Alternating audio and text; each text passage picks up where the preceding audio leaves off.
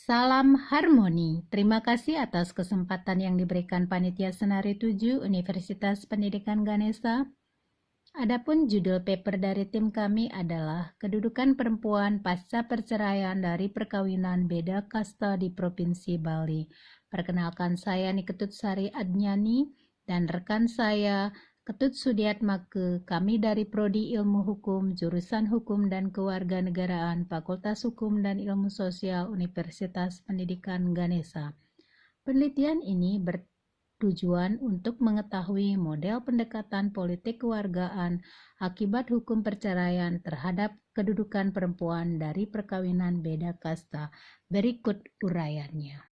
Penelitian ini dilatar belakangi oleh perkembangan adat istiadat bagi masyarakat Hindu Bali. Soal perkawinan mempunyai arti dan kedudukan yang khusus dalam dunia kehidupan mereka. Perkawinan dalam agama Hindu diharapkan menjadi sebuah hubungan yang kekal antara suami dan istri. Istilah perkawinan sebagaimana terdapat di dalam berbagai sastra dan kitab hukum Hindu seperti Semerti dikenal dengan nama Wiwaha. Peraturan-peraturan yang mengatur tata laksana perkawinan itu merupakan peraturan-peraturan yang menjadi sumber dan pedoman dalam meneruskan pembinaan hukum agama Hindu di bidang perkawinan. Selama ini masyarakat umum mengetahui adanya 4 kasta, yaitu Brahmana, Ksatria, Waisya, dan Sudra. Brahmana, Ksatria, Waisya, dan Sudra lazimnya disebut dengan Triwangsa.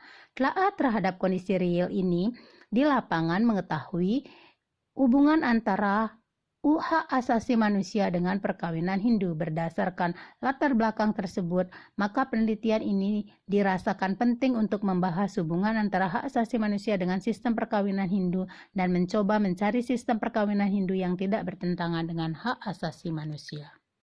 Studi ini bertujuan untuk meneliti apakah landasan filosofi kebijakan penghormatan hak-hak perempuan yang patut memperoleh perlindungan hukum akibat perceraian dari perkawinan beda kasta.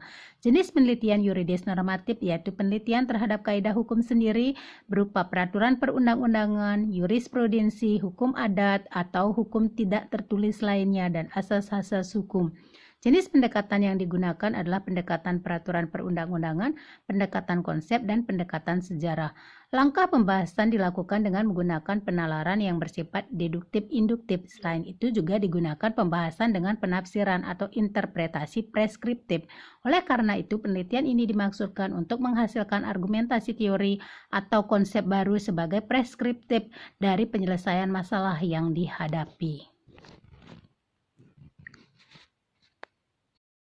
Berdasarkan rekapitulasi data yang diperoleh di lapangan menunjukkan bahwa perkawinan beda kasta seperti perkawinan nyerot biasanya tidak akan diizinkan oleh keluarga besar oleh pihak perempuan karena dianggap merusak nama baik keluarga. Perempuan Hindu Bali yang mengikuti tradisi untuk menikah dengan laki-laki yang memiliki kasta setara atau lebih tinggi akan semakin kesulitan dalam pemilihan pasangan. Semakin tinggi kasta perempuan, maka semakin sempit pula peluang mereka untuk memilih pasangan. Problem nyata, sanksi tersebut dalam pelaksanaannya berwainan wangsa sudah seharusnya dihilangkan karena tidak sesuai lagi dengan prinsip Undang-Undang Dasar Negara Republik Indonesia tahun 1945 dan hak asasi manusia, terutama prinsip equality before the law yang menegaskan bahwa prinsip persamaan di muka hukum dan pemerintahan dan setiap warga negara wajib menjunjung hukum dan pemerintahan tersebut tanpa terkecuali. Model pendekatan politik kewargaan sebagai akibat hukum perceraian terhadap perempuan dari perkawinan beda kasta. Berkaitan dengan peranan gender dalam masyarakat, perempuan Hindu Bali mempunyai kedudukan yang sentral dalam kehidupan masyarakat di Bali. Peranan perempuan Hindu Bali ini tampak dalam hampir seluruh aspek kehidupan bermasyarakat.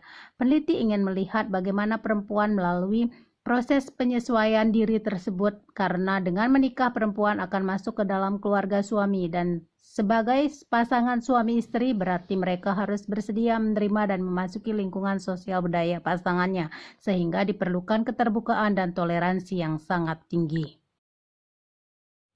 Berdasarkan hasil pembahasan tersebut, maka dapat disimpulkan sebagai berikut. Dalam perspektif hukum berlainan wangsa, sudah jelas tertuang dalam pasal 1 ayat 3 Undang-Undang Dasar Negara Republik Indonesia tahun 1945 bahwa negara Indonesia adalah negara hukum. Dalam hal ini terutama yang harus dijaga adalah perkawinan dari anak wanita yang memiliki wangsa yang lebih tinggi dengan pemuda yang memiliki wangsa yang lebih rendah. Menurut Undang-Undang Perkawinan Nomor 16 Tahun 2009 tentang perkawinan serta Peraturan Pemerintah tentang Perkawinan Nomor 9 Tahun 1975, tidak ada pengaplikasian aturan dan atau sanksi pada perkawinan berlainan wangsa. Jadi syarat pasangan tersebut memenuhi tercantum dalam Undang-Undang tentang Perkawinan, tepatnya Undang-Undang Nomor 16 Tahun 2019. Masukan bagi legal drafter kita adalah mengakomodasi unsur-unsur yang terdapat dalam masyarakat hukum adat untuk memperkaya khasanah hukum nasional. Hal ini berdasarkan tinjauan terhadap dampak yang terjadi dilihat dari hukum dan sosial budaya serta aspek religius, di mana secara hukum memang tidak terdapat aturan yang tertulis mengenai dampak atau larangan perkawinan beda kasta, akan tetapi dilihat dari sosial budaya dan religius, perkawinan beda kasta mempunyai dampak yang cukup serius karena hal ini berhubungan dengan keyakinan dan kebiasaan-kebiasaan yang berlaku dalam masyarakat Hindu Bali.